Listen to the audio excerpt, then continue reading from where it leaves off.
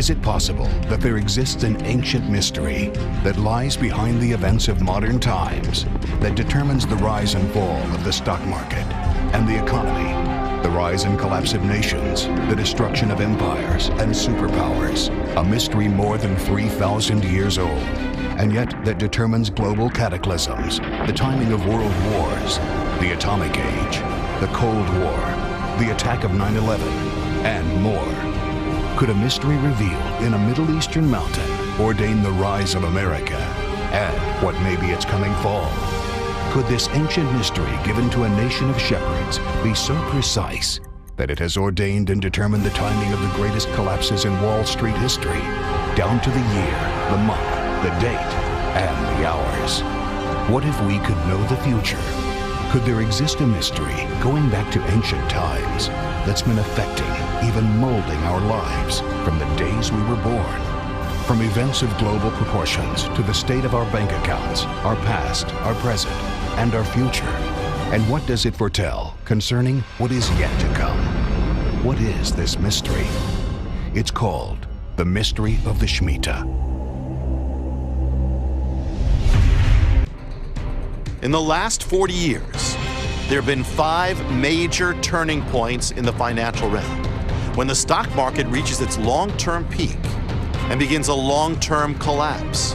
The years of these turning points, these peaks, these collapses are these: 1973, 1980, 1987, 2000, 2007. Is there anything peculiar or strange about these years? The Shemitah affects the financial and economic realms and takes place on a 7-year cycle. The first and second turning point, 1973 and 1980. That's a 7-year cycle. The second and third turning point, 1980 and 1987. Another 7-year cycle. The fourth and fifth turning point, 2000 and 2007. Another 7-year cycle. The Shemitah ordains a financial nullifying to take place according to a 7-year cycle or mystery. In the past 40 years, every single major financial turning point has taken place according to a 7-year cycle from the preceding or following financial collapse. Beyond this 7-year cycle, do any of these 5 major collapses have any connection to the year of the Shemitah? The answer is yes. How many of them? Every single one of them. The year 1973 was the year of the Shemitah. The year 1980, the year of the Shemitah. The year 1987, year of the Shemitah. The year 2000, year of the Shemitah. The year 2007, the year of the Shemitah. 100% of the crashes take place not only according to a 7-year cycle, but also according to the specific 7-year cycle ordained in the Bible, the biblical Shemitah. Now what happens if we look not at the greatest stock market percentage crashes in history, but at the greatest stock market point or volume crashes in history? Do any of these greatest crashes take place in proximity to the biblical day of financial nullifying, Elul 29? And not just Elul 29, but the Elul 29 that takes place only once in 7 years. A stock market crash can take place at any time within a 7-year period. What is the proximity of the 5 greatest point crashes in stock market history to the once in 7-year biblical day of financial nullifying? The 5th greatest stock market point crash in history. Proximity to the biblical day of financial nullification, 99.6%. The 4th greatest stock market point crash, its proximity to the biblical day of financial wipeout, 97.5%. The 3rd greatest stock market point crash in history, its proximity to the Bible's day of financial nullifying, 100%. The 2nd greatest stock market point crash, its proximity to the biblical day of nullification, 99.3%.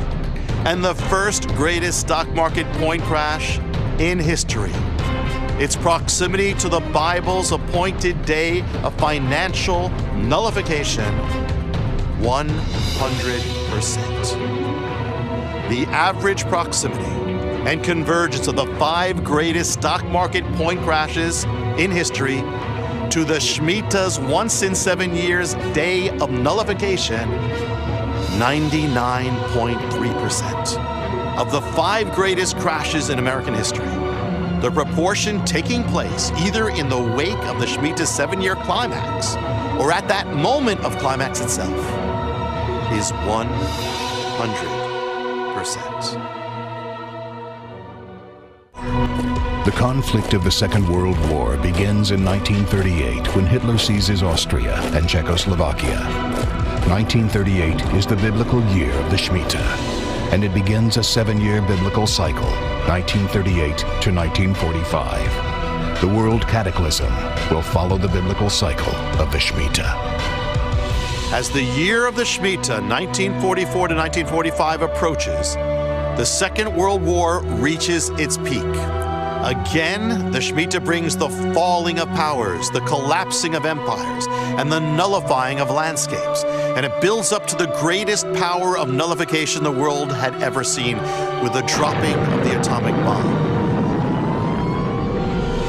The 7-year cycle and the year of the Shemitah reach their end in the first week of September 1945. That very same week, the Second World War reaches its end.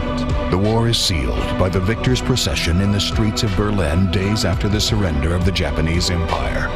It is the only procession that will take place at the war's conclusion, sealing the Second World War. The date of that procession is September 7th, 1945. That's Elul 29, the Shemitah's climactic day, and the very day that ends the 7-year biblical cycle.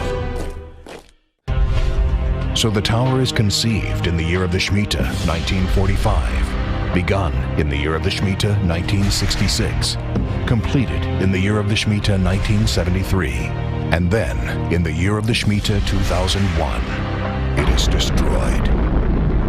Towers speak of the rising, the power, the glory of kingdoms.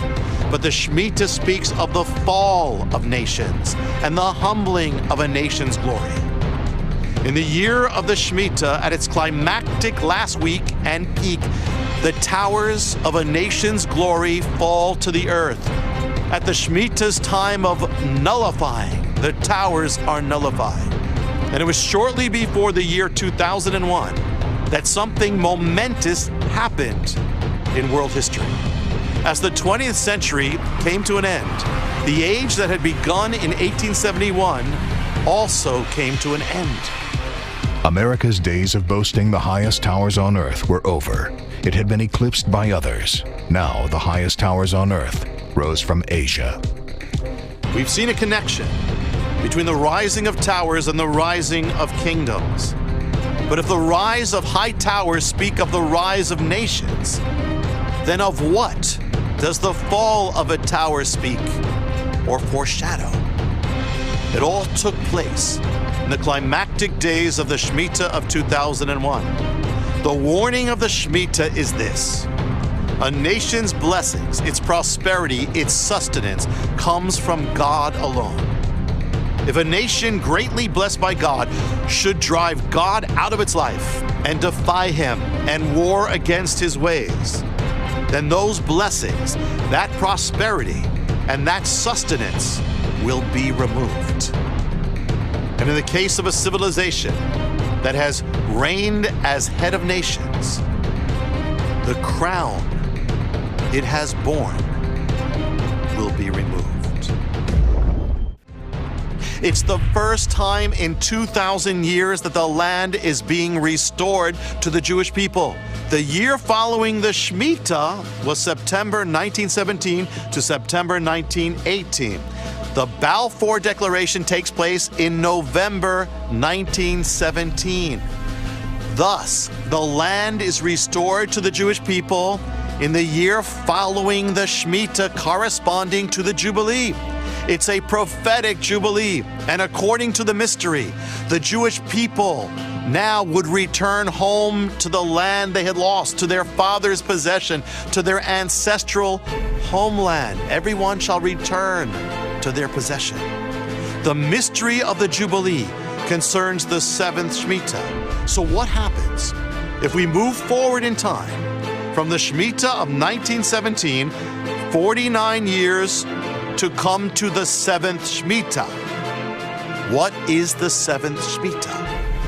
It brings us to the Shemitah of September 1965 to September 1966.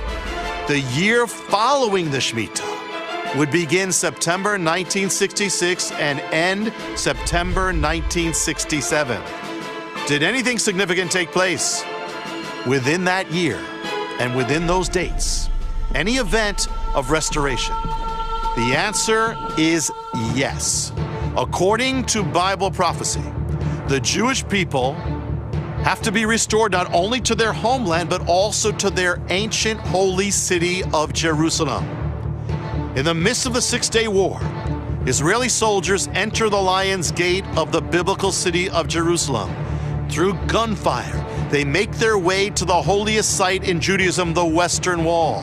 There they weep. And after 2,000 years, the Jewish people are restored to their ancient capital, Jerusalem. It happens on June 7th, 1967. Within the parameters of the year ending in September 1967, the year following the seventh Shemitah, the Jubilee. The seventh Shemitah had ushered in the second restoration of the land. According to the mystery of the seventh Shemitah, the Jewish people had returned to what they lost 2,000 years before, Jerusalem. They had regained their long-lost possession and returned to their ancestral home. The two great restorations of the land each happened according to the mystery. The Bible ordains that in the year of the Jubilee, the shofar, the ram's horn, is to be sounded. The first thing that happens after the soldiers reached the Temple Mount in 1967 is that the ram's horn is sounded from the Temple Mount, the sound of the Jubilee. The man who sounds it is Rabbi Shlomo Goren. Rabbi Goren was born in the year 1917, the time of the other restoration. When he sounds the shofar, he is 50 years old, the number of the Jubilee. The mystery of the Shemitah lies behind the two great end-time restorations of Israel's lands. Now, the pattern and cycle does not have to continue, but if it did, what would be the seventh Shemitah from the last restoration? The seventh Shemitah begins September 2014, goes to September 2015. The year following the seventh Shemitah is that of September 2015 to September 2016. While the cycle doesn't have to continue and nothing significant has to take place, in the last two occurrences, it has meant war in the Middle East, war in the land of Israel, and a war resulting in a prophetic restoration. The collapse reaches its peak at the end of September 2008 with what becomes the greatest single-day crash in Wall Street history. That morning, in the New York Stock Exchange, the opening bell refuses to sound. Even Wall Street takes it as an omen. The stock market crashes over 700 points. On what date did the greatest crash in Wall Street history take place? It is September 29th, 2008. But the ancient biblical calendar holds a different name. The greatest stock market collapse in world history takes place on the 29th day of Elul, the exact day appointed from ancient times for the nullifying of the financial realm, the wiping out of financial accounts. Elul 29, the day of the Shemitah, the sign of judgment against a nation that has driven God out of its life. The judgment that specifically strikes the nation's economic and financial realm. The two greatest collapses in stock market history up to those dates Each took place on the same exact day on the ancient biblical calendar. And they just happened to each take place on the precise biblical day that's specifically ordained to touch the nation's financial realm and to wipe clean its financial accounts from ancient times, the day of financial nullifying. And it's not only Elul 29, but it can only be one Elul 29 in 7 years that can constitute the day of the Shemitah, the day of nullification. So on which Elul 29 did the greatest stock market collapse take place in the year 2008? It happened on the once in 7 years Elul 29, the exact one that constitutes the day of the Shemitah, and the greatest crash of 2001. When did it take place? It happened on the once in 7 years Elul 29 that also constituted the Bible's day of the Shemitah. So when all across the world, observant Jews are symbolically canceling out their debts to each other, the greatest wiping out of financial accounts in history is taking place on Wall Street and sweeping across the globe. According to the ancient mystery, the financial nullification has to take place 7 years apart from the one before or after. So the two greatest financial nullifications in Wall Street history up to their dates take place 7 years apart. Not only on Elul 29, but 7 years apart. 7 exact biblical years apart, down to the exact season, the exact month, the exact date, the exact hour, the exact minute, the exact second, the exact closing bell. No human hand in the world could have orchestrated such a thing. It required the working together of every financial transaction and interaction in the world. It even required that 9/11 had to have happened exactly when it did, as it was 9/11 that caused Wall Street to collapse in 2001 on the exact ancient appointed